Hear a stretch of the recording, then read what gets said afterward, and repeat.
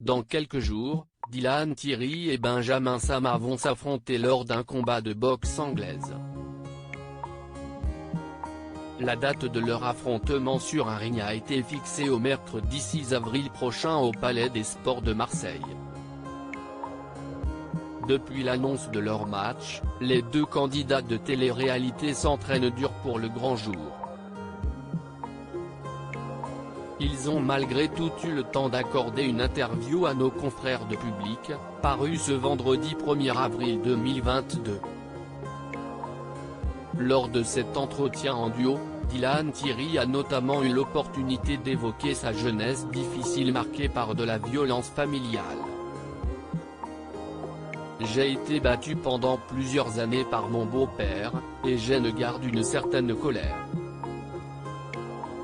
Mais je n'ai jamais revu cet homme, il est parti quand j'avais 16 ans, aujourd'hui je suis tourné vers l'avenir, a-t-il rapporté à nos confrères. Dylan Thierry a toutefois longtemps été affecté par les coups physiques et psychologiques qu'il a pris. À tel point que cela s'est ressenti dans son comportement. Je me bats souvent et depuis toujours. Je me suis même fait virer du collège à 15 ans, mais à chaque fois c'était pour me défendre. Et je gagne à chaque fois, a-t-il assuré dans les pages de Public. Pour rappel, Dylan Thierry a grandi au Luxembourg avec sa mère. Son père les a laissés tomber quand il n'était âgé que d'1 an et s'en est suivi une vie plutôt précaire. On n'avait même pas de quoi acheter 2 kebabs, on en partageait un, confiait-il pour Le Parisien en 2021. Sa mère a retrouvé l'amour lorsqu'il avait 6 ans. Son beau-père est musulman et leur a fait découvrir cette religion.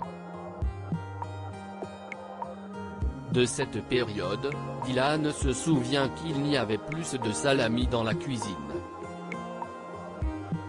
Sa mère, chrétienne, s'est par ailleurs convertie et a commencé à porter le voile. Mais pendant 3 ans, elle a subi les regards dans le bus et les remarques des maîtresses à l'école. Des jugements quotidiens qui lui font faire le choix d'arrêter de le porter. Pour me protéger, expliquait Dylan. Depuis 2019, Dylan Thierry assume complètement son amour pour l'islam, autant sur les réseaux sociaux avec des lives Instagram controversés que lors de ses missions humanitaires.